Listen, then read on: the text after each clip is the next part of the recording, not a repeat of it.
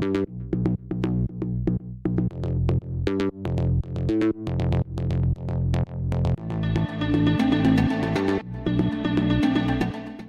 we're speaking to GAF organisers P&A about their participation in organising the Green Anti-Capitalist Front Week of Action from the end of February this year. Bit of background on GAF. Everyone is there as individuals bringing in their different skill sets. So this is their P&A's experience of organising this week of action, and they are organisers under the banner of GAF. Which is not an outright collective in its own right, but a front designed to bring differing leftist tendencies together to collaborate on green anti-capitalist action. So thanks very much for being here today with us, guys. Really appreciate it. How you doing? I'm really good, thank you. Really excited to do this. Yeah, hello. Yes, it's great to be here. Thanks for inviting us. No, we're really excited to speak with you guys today. So if we just dive straight into it, I guess if you just give us a brief explanation of what the week of action was, and then from there we'll just get into how it started and all of that stuff. Peter, do you want to go? I think maybe it's best if you start, since you actually were involved earlier. I joined a little bit later on. Sure. Yeah, so the idea for the week of action kind of came about as a way of mirroring a bit what Extinction Rebellion was doing in terms of having like a specific set of time where, you know, a series of like loosely connected actions were happening all around London at the same time.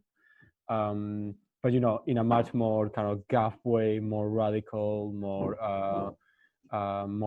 explicitly anti-capitalist, and kind of bringing the issues we care about into the front.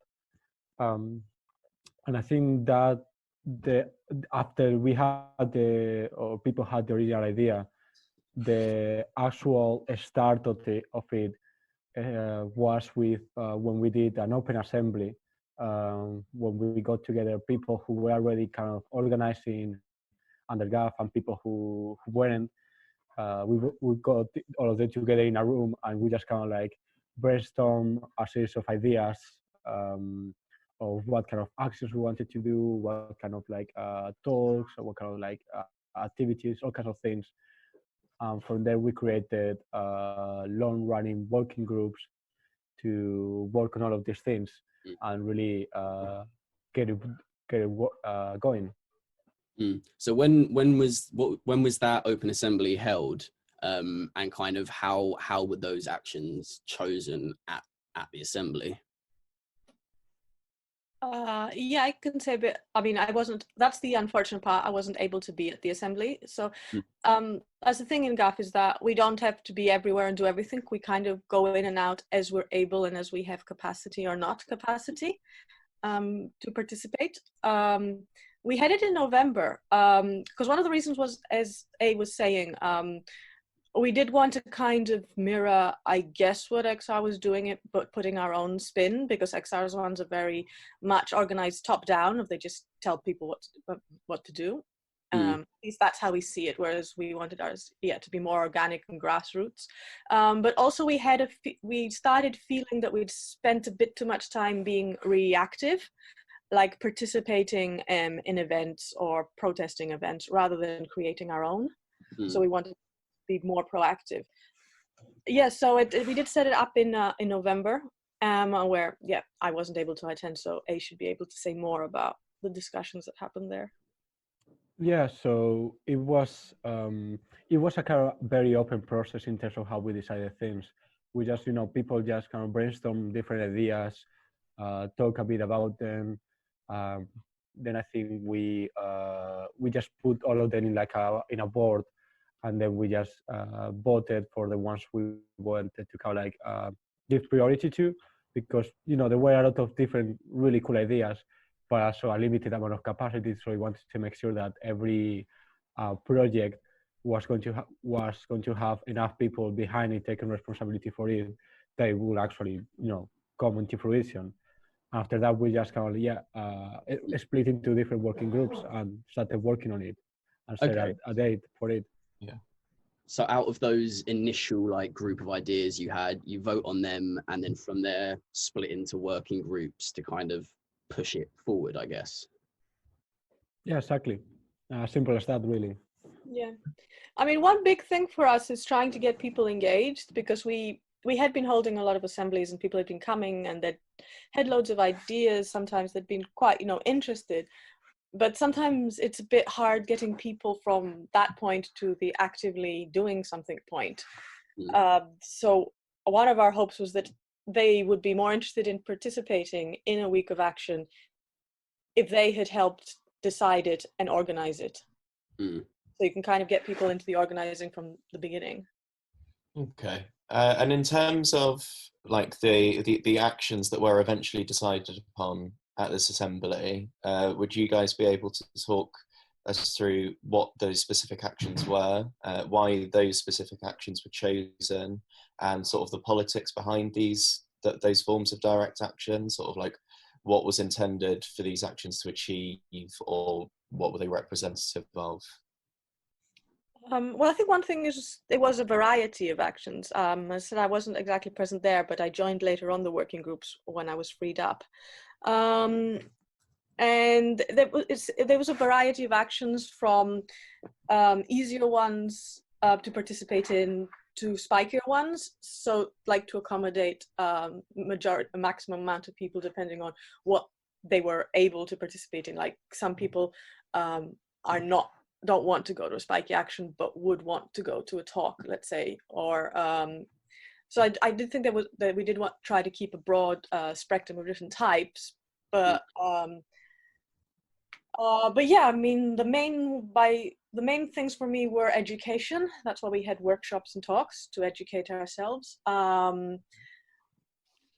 Protesting against who we think the real culprits are, hence the rally against capital.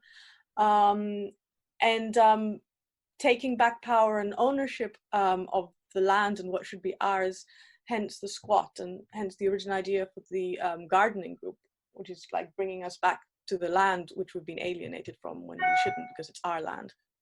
Cool. A, do you have anything to add to that? Or? No, I think yeah, that summarizes it pretty well. I think the only thing I would say, for example, is that the idea of squatting a space, originally it just was about having a space for the week of action for like the talks and activities, and then later on it just kind of evolved on its own will. But it's important to notice that we originally was this very practical kind of utilitarian mindset that we went into, with the idea of having to squat a space to hold all the events.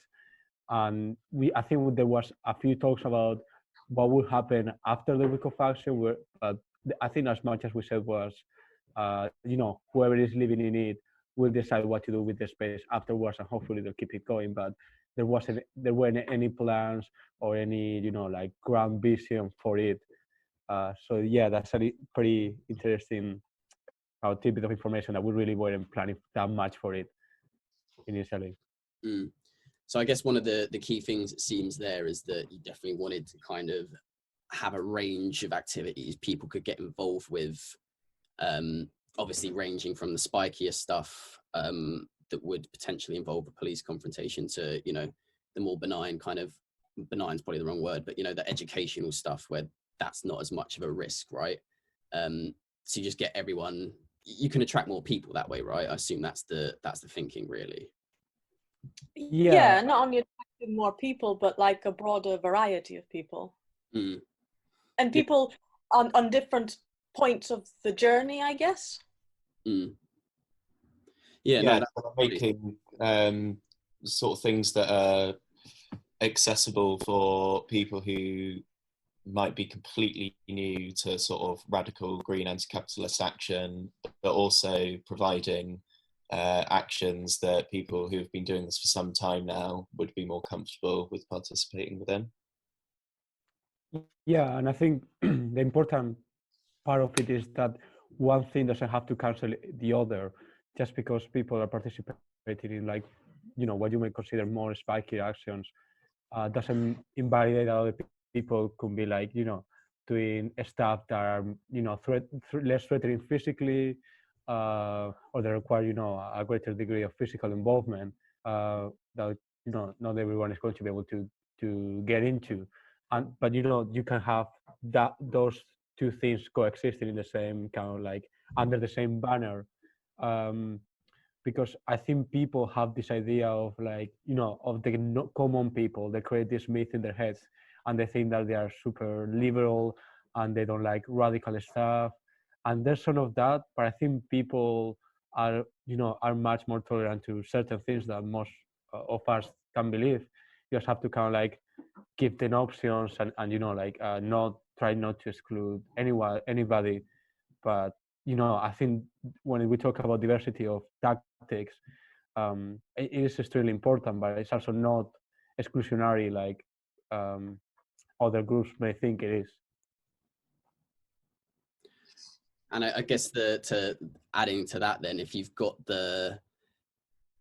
if you've got people choosing the actions themselves at the open assembly, and what they've chosen is a range of things, you're kind of helping to instill, I guess, a sense of autonomy among people that GAF is organizing with. Was that like a conscious effort that was made to do that? Yeah, because we don't actually, I mean, we organize completely non-hierarchically, so we don't have any leaders, and nobody really has the right to tell anybody what to do, in a way of, like, so we don't want to go in and start telling people you have to do this, you have to do that, and give them a ready-made plan that they just follow.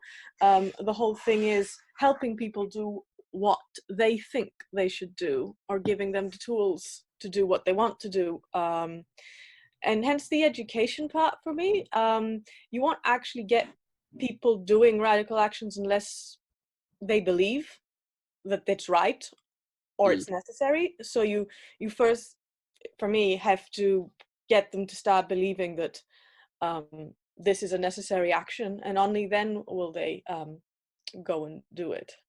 And yeah, and you can't just say, because I say so, or because you have to, like, genuinely give people all the tools to make their own educated decisions. Yeah, sort of instill a sense of voluntary association.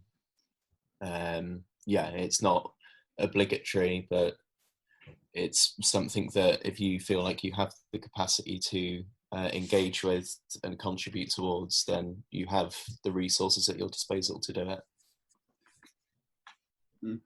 Yeah, and also I think trying to instill this sense of autonomy of people, of self-reliance, or feeling that they can actually achieve concrete things if they put the time into it, which is, for me, the week of action was a big lesson in that as much as it gets messy and difficult and there's mistakes, you can actually achieve, like, pretty significant stuff if a bunch of people get together and actually get down to do it, which is, I think, a very important lesson that not a lot of people, it can be hard to really, like, interiorize themselves that actually have that power.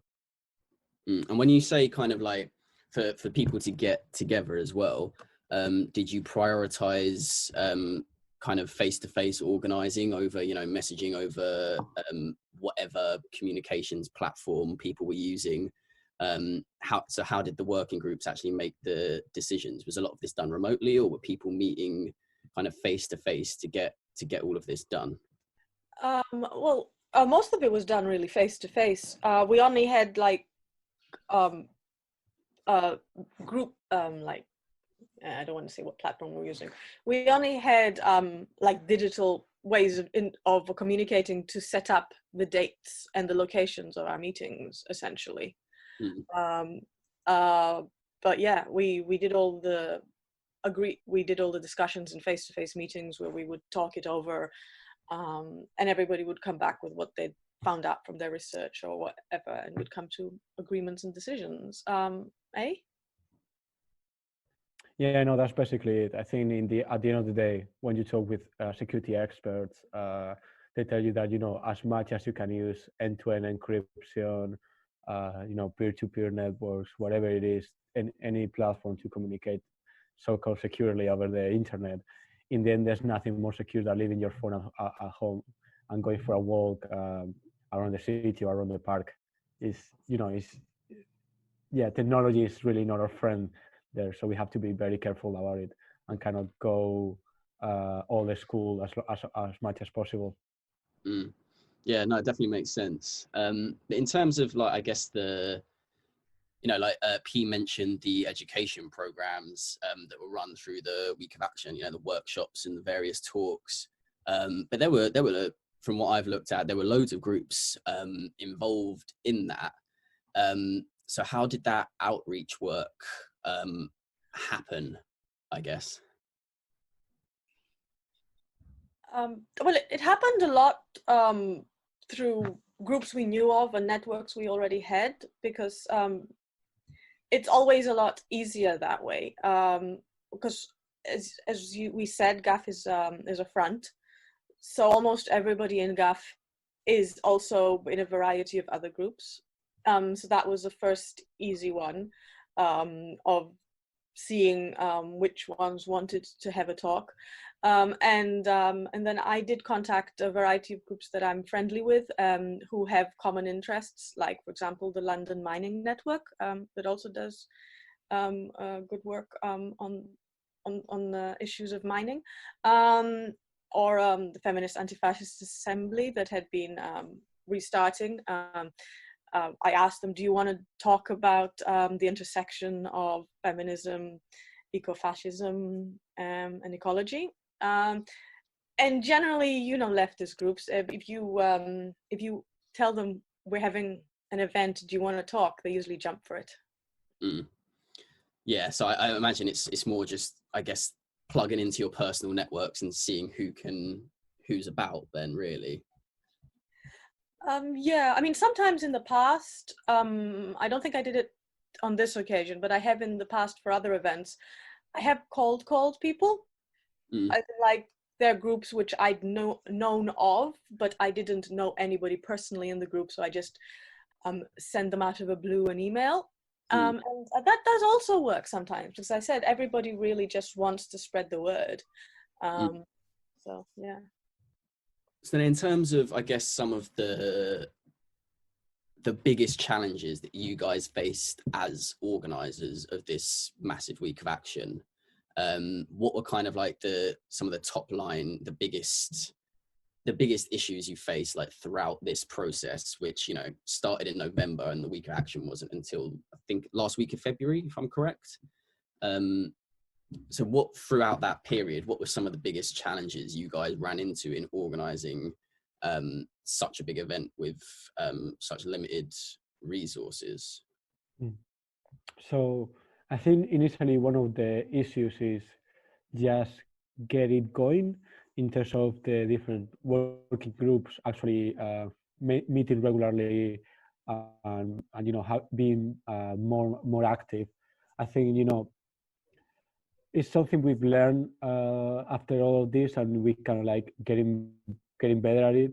But just kind of like having the structure and a bit of a sort of a methodology, like a very flexible way, but a bit of a methodology how working groups work best, how to make sure that they're actually active, setting a date for the next meeting, setting someone responsible for contacting the others, different things to really like get them going, because initially, if not, they can very quickly kind of like go into becoming an active, and so you have to kind of like make sure that the energy when they get started continues all through the process. So that was something initially. I don't know what else can you talk about, P? Yeah, I mean, one thing for me is that while it is definitely possible to do it, and people shouldn't be put off doing things because they're like not professionals or haven't done it before. I mean, you can do anything if you set your mind to it. We can't overstate how difficult, like, yeah, how much time it takes, like how much capacity you need for it.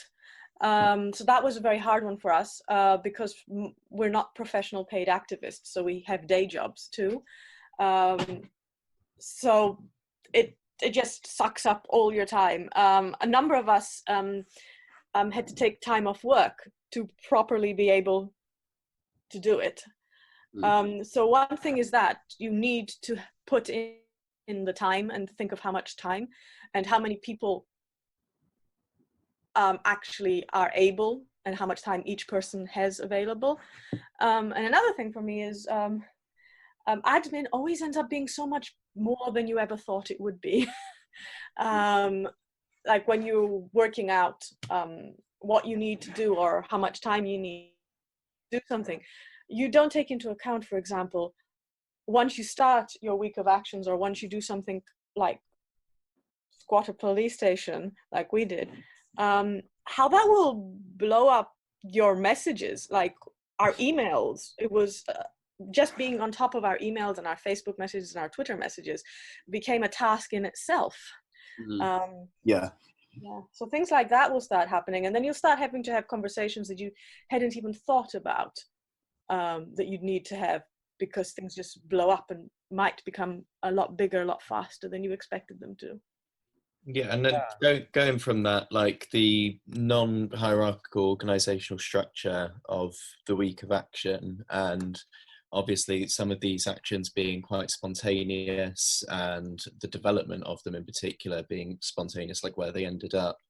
Did you find from your personal experiences if there was, because there's a sort of a plurality of tendencies working within GAF, did you find sort of any ideological contentions that existed when sort of carrying out actions, and if those did exist, like how were they resolved, and if they were, like what was the process by which you resolved them? So one that can arise out of the Paddington occupation was how do we interact with the media, because again, when we started the idea of occupying a place, we kind of like didn't conceive that it would be something as big as that, and that it will attract as much media attention as it did. We never imagined that we would have to be, we will have the Guardian and the fucking Daily Mail knocking on our doors. Like that never was in our plan. So we kind of have to kind of figure out as we went who we were talking with, how we were talking with them, what kind of messages we're trying to get to them, how much of the of the place we were giving them access to, and that caused a lot of tension because especially with mainstream media, it's quite tricky. Like we don't see them necessarily as like friendly institutions. Like they have their own agendas, and they have like, even if they are friendly, they have limits to what they can say. And even if they didn't, the way people consume them also, puts limits on how effective they can be to spread our messages. So it's like a really complicated discussion. And I mean, it wasn't like, we started hating each other or anything like that, but, it was something that we had to kind of like figure out as we went, in the middle of a lot of pressure, in the middle of having to kind of like deal with the space itself and keep it and make it like a place where people could live.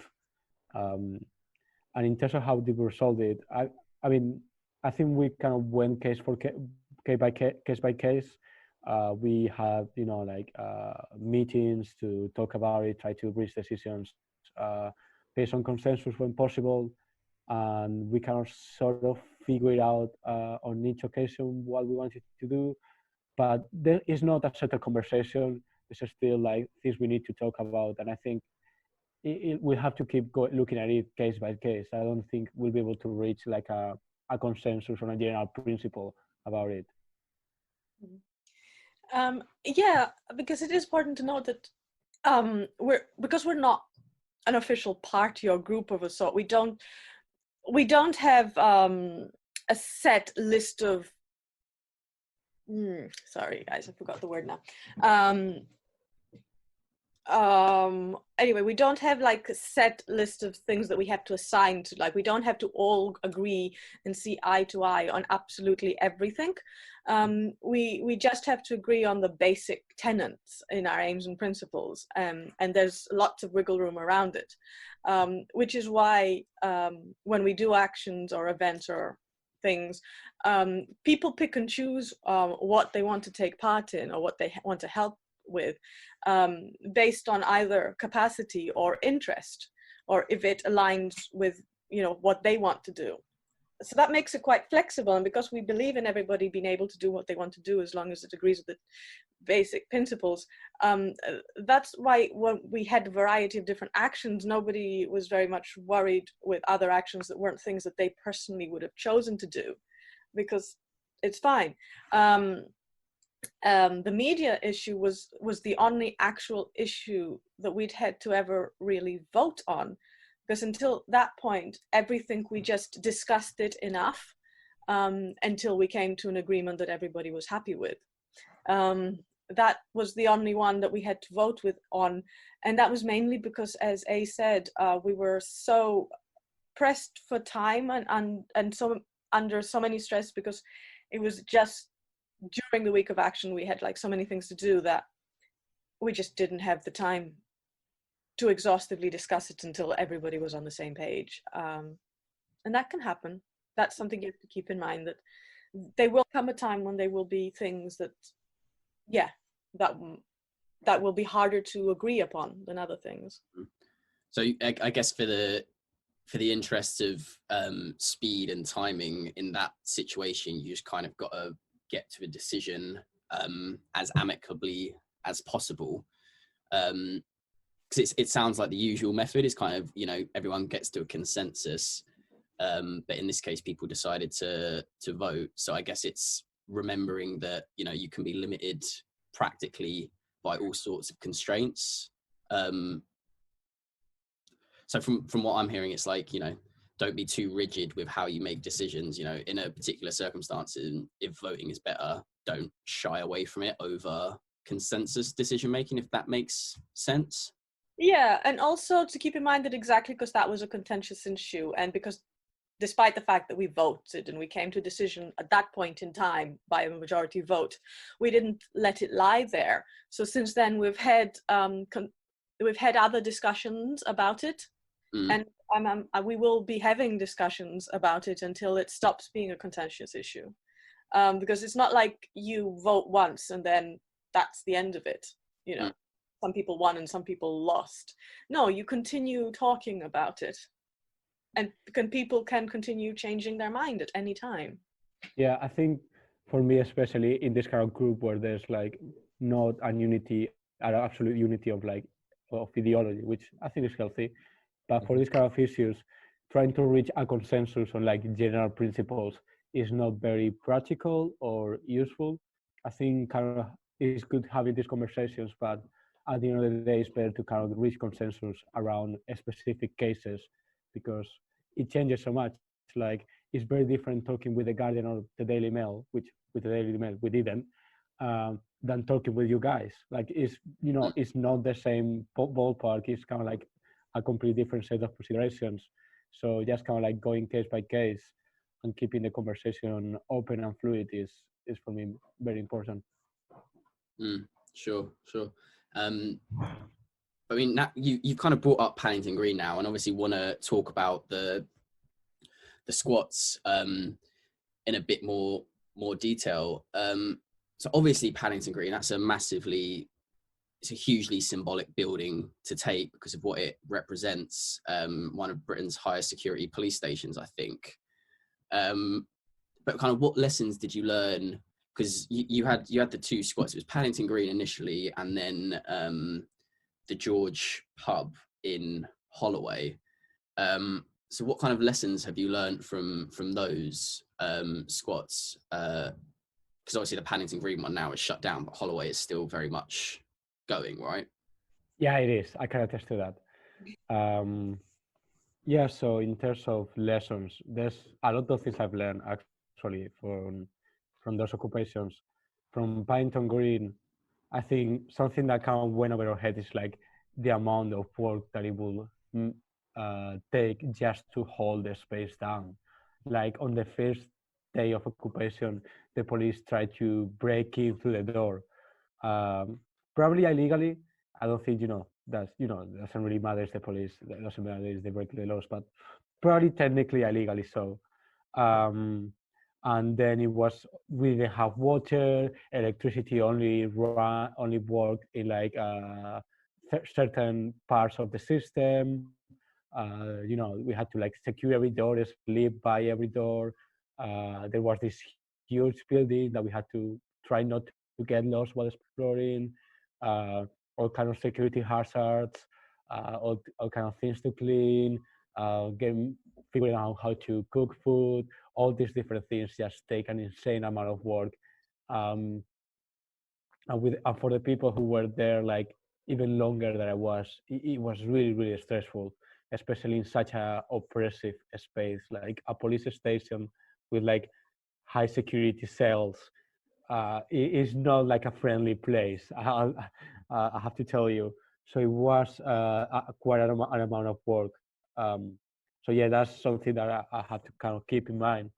And the other thing I learned is that when we're thinking of squatting the place, we were, talking about how useful it could be to have it as a social center, to host events for the community, uh, to contribute back to the community.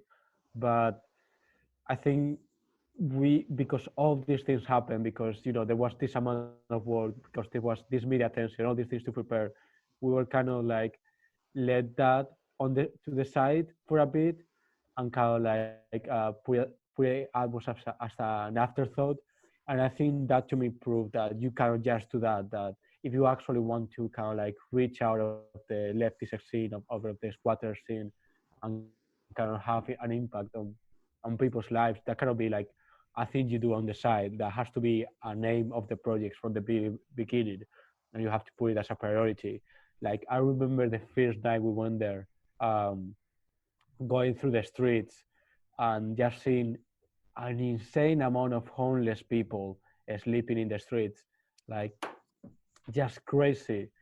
And yeah, and then going into this building with 14 floors of empty rooms, just lying there empty, is yeah, that kind of like changes your perspective of things on like what you prioritize and what is important to you. Yeah, well, I think that's a testament to the utility of squatting, particularly if you're doing it with the explicit purpose of opening a disused space, like opening it up to the public for like a multitude of uses. But I was going to ask if like you found, I think you've sort of touched on this already, but that choosing Paddington Green Police Station whilst sort of amazing symbolically in terms of how provocative it was and like the response from the state and law enforcement, did you find that sort of the defense of the space and trying to get it up and running sort of distracted you from the more like wider purposes of the week of action, or not? I'm partly so. Yeah, I would say so. I think, yeah, the use of the building as a kind of like a symbol, as a publicity stand or whatever you want to call it, and the intention of using it as a community space. I won't say they are completely kind of negate each other completely, but there's certainly tensions, and to be able to pull it off in that kind of building, it will have required an army of people, basically. Uh, Right. Yeah. I mean, it's yeah, the spaces both our spaces like couldn't be more different if they tried, because yeah, the police station was amazing for getting us publicity, because if it started off with the pub, nobody but the local newspaper would have ever written about us.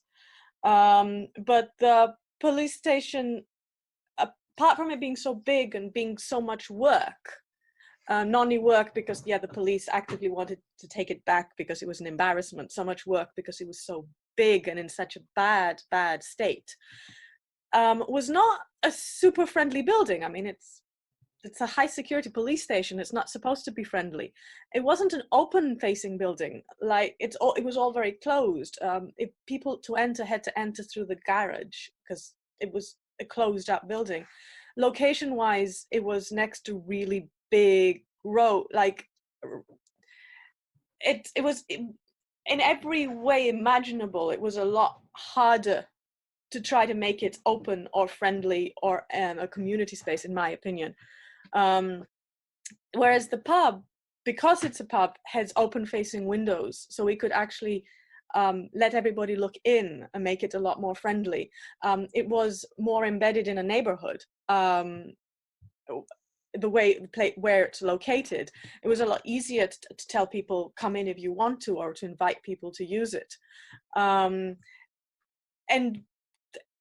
also the practicality of a couple of people in our group lived close enough to the location, like knew those neighborhoods enough to be able to navigate and to find things like where's the nearest mosque, where's the nearest church, to do like community outreach of a sort. Whereas in Paddington, I don't think anybody knew anything about that neighborhood. So if you want to do a community center, for me, a useful thing also is to have some people who know enough about the neighborhood. I mean, ideally to have people who are from the neighborhood already, so you're not just parachuting yourself in. You have local knowledge or local connections already. Yeah. And I guess that helps with the spontaneity of things and kind of organically growing connections and personal networks with people. Very difficult to do that if you're completely outside of the community and you've just basically hopped in trying to look for problems to solve rather than speaking to people to, collaborate on those issues, I guess is what you're saying. Yeah, exactly. Like it's I mean, if you want to make it a community center, you want to make it a social center, you want to make a social center for the people who actually live around there. I mean, I think what our aim was to make, I mean, lovely as they are, correct me if I'm wrong, our aim was not to make another, let's say, Lark or D-Center, which are lovely places, but basically the people who use them are not local to there necessarily. They're defined by their politics rather than their locality. I think we ideally wanted to go beyond that and try to have users using our space who are defined by the locality. Like they weren't necessarily lefty or anarchist or whatever, they just lived locally and there was this space that they visited or could use or wanted to interact with in some way.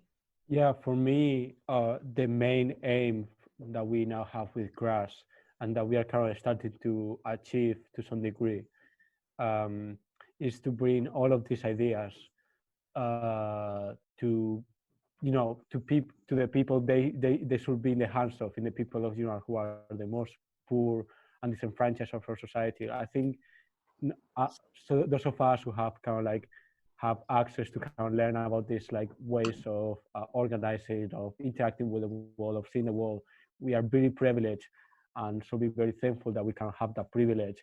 But other people, we should see the other people as kind of like all these things as not belonging to us, but our responsibility to bring them to other people because they actually work. Because non-hierarchical organizing, autonomy, mutual aid, direct action, all these things actually work in the real world, and we should be kind of like bringing them to the people and putting them to a good use in things that are actually helpful to them. And for me, that's kind of like the way forward. And we in Grass have now started to see this happening, first with the social center, with hosting events and talks and film nights and stuff like that.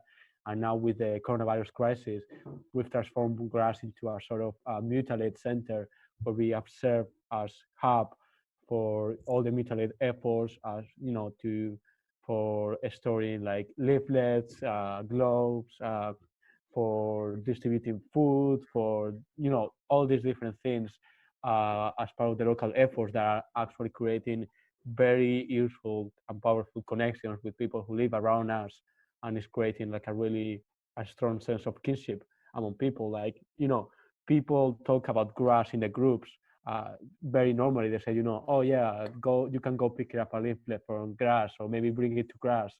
um, but then you go to grass, the building, and you see a big, anarchist flag in one side. You see like a lot of posters, all these things, and people don't care. Actually, that's what you discover. They say, oh yeah, I don't care you're squatting this place, like, just don't make too much noise at night.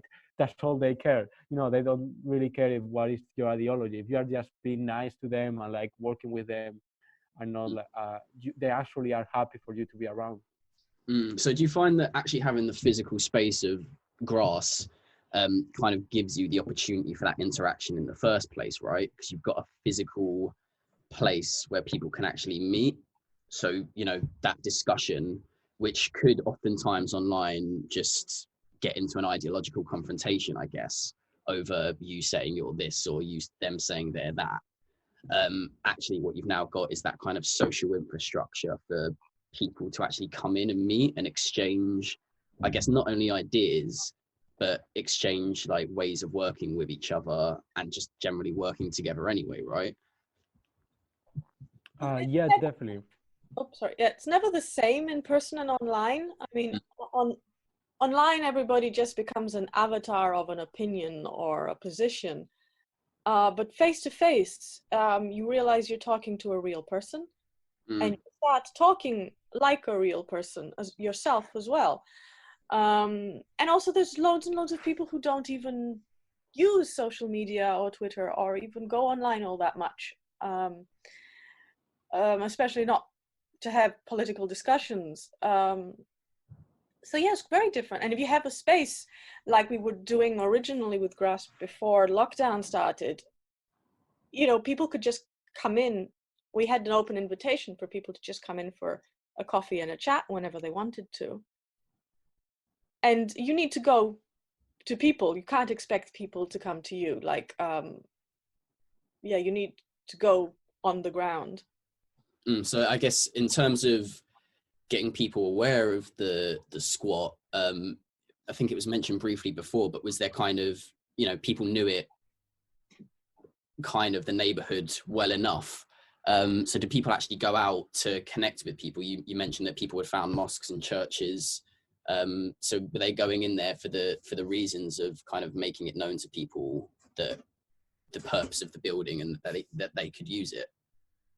Yeah, we created leaflets, and we went out leafleting. I mean, both we went out leafleting to specific locations, like either to specific community hubs, let's say, to talk or leave leaflets on notice boards, or people posted leaflets through doors in the immediate neighborhood.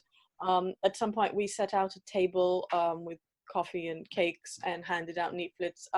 We did like a variety of things. Yeah. Anything to add? Yeah, I think having that physical space has an incredible impact. I think that's something that is missing a lot in UK generally, that I see in other countries like Italy and Greece and Spain, for example. I think having something and somewhere, a physical space people can rally around, is really, really significant. Like, people, I've had conversations with people that I will never imagine, as ex company owners talking about, why the state is unnecessary, neighbors giving us a fridge, because they're moving, I don't need it anymore, and they know we are here. People giving us food randomly, and we don't even know how they know about us. Like, all these amazing things happen. What you have to do is just actually be in the ground and be with the people and working with them, and helping them, and kind of finding ways of helping each other, because that's when you start to see that the ideas of mutual aid actually work, that you help people and the people help you, and there's like it's not like a equal exchange. It's according to what we need and what they need, and kind of having and doing it on the same level of equality among you. It's a really amazing experience. And I really recommend people try to start similar projects wherever they are. It's a lot of hard work, but it's worth it. And I guess through building the connections organically like that, it sounds like the squad's very much taken on a kind of a life of its own and is operating as people in the local community need it, if that makes sense. Yeah, definitely. Like, as you know, and the crisis, as terrible as it is, and in many ways it is setting us back in some aspects, but it also has given us this opportunity where, you know, the needs of the community have become much more apparent and visible. So we've been able to tap into it and kind of participate in all the mutual aid efforts, because, you know, it's not just other people, it's us as well who, you know, needed help and needed like of this being part of this network, so we can like thrust ourselves into it, and it's really panning out really well. And it's going to be really interesting to see how it develops. What is going to happen when they inevitably try to evict us as soon as the kind of eviction ban goes out, if not sooner. How will the people respond to it? Will they support us? Will they stand behind us? Is because, you know, the act of defending a physical space with, you know, an open, you know, radical message and like this, it's pretty significant. And if we manage to get that happening, that could be like a really important step in, you know, future developments. Yeah, definitely. Well, wish you guys the best of luck with that. And in terms of, I guess, one of the things that's just popped into my head, sorry, a bit on a going back to a slightly different topic in terms of kind of planning the week of action. Obviously, there was a lot going on in that week of action, you know, various activities, varying degrees of spikiness with those activities. So in terms of drawing up, you know, what days things fell on, how did you guys go about that? Because obviously the working groups were operating pretty separately from each other, and had obviously taken those ideas from that open assembly forward. But obviously at some point everyone had to reconnect to kind of plan out this week. So how did people decide which actions should go where in the week? And what were some of maybe the things you learned from how it ended up in practice, I guess, in terms of how you arrange those actions chronologically? Well, I guess for the organizing of how actions fell and how they were, and how all the groups were coordinated. I mean, I guess this is a thing about taking, like dipping in and dipping out and seeing what's needed and being a bit more flexible and taking initiative in that. I don't think we like originally had like a program group or anything like that, because in the beginning you don't need it. We were still thinking about the actions and we're still talking about who we're going to invite. But because I had kind of come off the back of organizing other weeks or days of actions with other groups, I kind of started getting involved specifically because I was not really involved from the beginning with the working groups for the week of action. I took a step back due to lack of capacity. But at some point I realized we do need a program group. And I had been involved in program groups for other events like Power Beyond Borders, for example, or Reimagining London. And so I really just showed up. I think A will say that. I just kind of showed up to one of the working groups meeting. Hello. Yeah, it was like, we need a program. Kind of volunteer in a way. And that's the thing, is like, if you see something, and that's a very important thing for me, is that, and we should kind of instill this in people, is that if you see something that needs to be done, do it. Don't wait for somebody else to do it. You do it. And that's how things get done. And you don't need to be an expert or a specialist. All you need is to want to. and ask for help when you need help. So yeah, the program is just basically asking and talking to people and seeing about availabilities, because one thing we had to take into account is that a lot of our week of action fell on weekdays. So obviously we want to get the maximum amount of people coming to the events. We needed to put, let's say, most of our workshops in the evenings. So that was a big constraint. Another constraint was a thing like the rally against capital. For it to be effective, it had to happen while offices were open. So it had to happen on a working day during working hours. Otherwise, you'd just be rallying outside an empty stock exchange. And then obviously when you have the weekend, you have a lot more time to plan things out. So a lot of it falls with things like that, and also constraints of people's availability, because when you're inviting people to come speak, or when you're planning to do an action like we did the seed bombing, it falls a lot also on when the people who are going to do the event are available and can participate. So a lot of the program is talking to all the speakers you've invited in a way, and trying to work out when each person can do it, and moving people around so nobody clashes with anybody. So basically just one massive logistical nightmare for you, essentially. Yeah, well, not exactly. Yeah. It's more like chasing people, being that annoying person saying, hey, hello, you know this thing, what day can you do? Or I know I told you you could do Tuesday, but it turns out I had to give Tuesday to someone else. Could you possibly do Wednesday? Yeah, no, but I think like that's just normal organizing, really. but yeah, I think among like radical groups with like a lot of young people and a lot of enthusiastic people, these kind of considerations can kind of fall on the side, and people should really be aware that all this admin work is extremely important, and it should be given kind of the adequate time and attention as it should.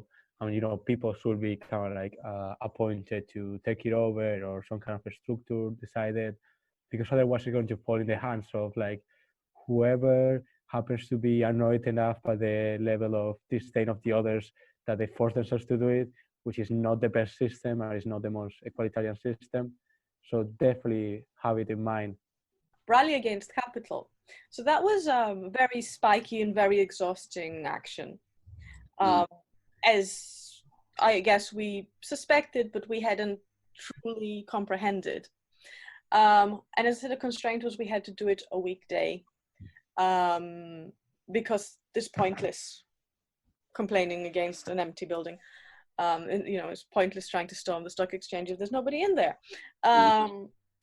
But one thing is we did it on a Friday. I guess we weren't in the organizing group, but I'm assuming the thought is Friday's a weekday. It's the end of the week. People will have the weekend to recuperate from it. But then our weekend was a chock-a-block with events. So didn't actually have the weekend to recuperate from it. So there was a bit of a clash there that we should take into account next time, because it turned out that it was quite a very tiring action, and quite a lot of people actually needed the whole weekend to get over, like to rest up from it. Were unable to help in any of the organizing or whatever needed to be done for the events of that weekend. So it was kind of fortunate that not everybody participated in that, and some people stayed back and they were able to hold down the fort for the weekend. And also, since we're talking about the right against capital, another kind of important principle of autonomous organizing, I would say, is the kind of like the separation of concerns. So only the people who need to know certain information should know that information. So that's the way kind of the right against capital was organized. The people who were organizing it, they were the only ones in the know. The people who probably knew about the more spikier stuff were probably the only ones who knew about it, and only the necessary information was shared with the rest. And that is useful, very useful in terms of security, and very important when you are doing these kind of actions. Yeah, I guess it keeps everyone kind of, you've got some people that aren't culpable for it, right? so they can, you know, like P said, hold down the fort and, you know, keep doing the other actions that are actually planned. So you've actually got the numbers for it and the capacity. Yeah, and also means that, you know, people cannot, you know, that things don't leak out, that people cannot incriminate each other, stuff like that. Because if you didn't know that was happening, then you can possibly like say who did it or how it was done. So in terms of, you know, because we're getting to the end of the hour now, is there anything you guys really want to emphasize about this week of action? Because it sounds like, I think one of my biggest takeaways from talking to you guys is just how much, just the sheer amount of work that actually went into it all.